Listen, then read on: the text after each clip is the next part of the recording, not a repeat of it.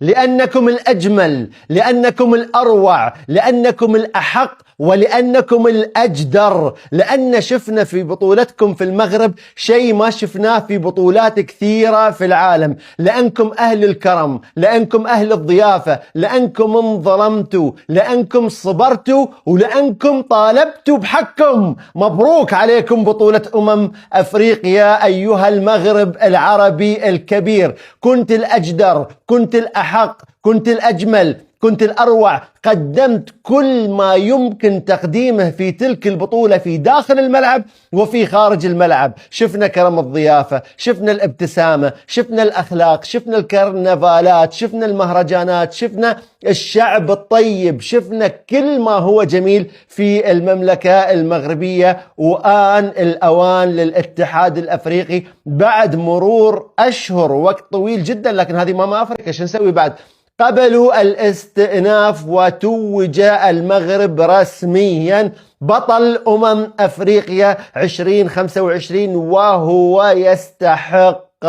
انظلموا، بكوا، عانوا، دعوا الله سبحانه وتعالى، صبروا، وفي النهاية ما يصح إلا الصحيح. وهذا يعلمنا درس في الحياة، إن مهما طال الظلم إلا إن الله أقوى، والحق يرجع لأصحابه مهما طال الوقت. فرحة كبيرة، فرحة عارمة، ويستاهلون الصراحة. يعني كل ما تطري في بالي هذيك البطولة أتذكر الشغلات اللي شفتها خارج الملعب أكثر من الشغلات اللي شفتها داخل الملعب. ففي داخل الملعب ما نختلف أبدا أن كان أفضل فريق في البطولة على الإطلاق الفريق المغربي.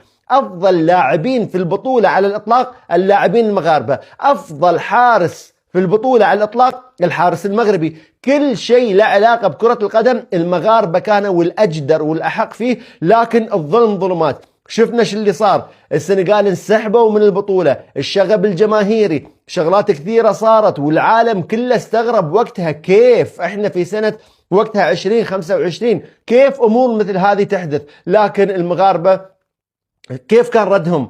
راقي، جميل، احتجاجات جدا راقية، من غير عنف، من غير كلام بذيء، من غير لسان طويل، من غير أي حاجة، لما خذوا حقهم. والله تستاهلون، والله العظيم تستاهلون. صح ان الفرحة لو كانت وقتها بتكون أكبر بكثير، لكن أيضا الحق لما يرجع لأصحابه الفرحة تكون كبيرة. ديما ديما مغرب تستاهلون، ومنها للأعلى يا رب العالمين. والآن أسهمكم وأسهم المنتخب المغربي راح تطير فوق فوق فوق فوق بعد إعلان المغرب بطل بطولة أفريقيا 2025. الحين ليل من بكرة نبغي نشوف الاحتفالات، نبغي نشوف الفرح، نبغي نشوف المسيرات، نبغي نشوف البهجة، نبغي نشوف الناس في الشوارع، نبغي نشوف الأعلام المغربية ترفرف في كل جزء من هذا الوطن الغالي. عسى الله يحفظكم ويحفظ ملككم ويحفظ ولي عهده ويحفظ شعبكم الراقي. تستاهلون. حبيت اني اشارككم الفرحة، كنت معاكم وتكلمت وعرضنا وقلنا، وبحط لكم في الفيديوهات المقترحة الحلقات المليونية اللي انا سويتها وحققت ملايين المشاهدات، وتكلمنا وقلنا وقتها المغرب والله العظيم احق بالبطولة، المغرب والله العظيم احق بالبطولة. لكن آن الأوان ان نحتفل معاكم. الفرحة من القلب، وانا متأكد انها راح توصل لقلوبكم.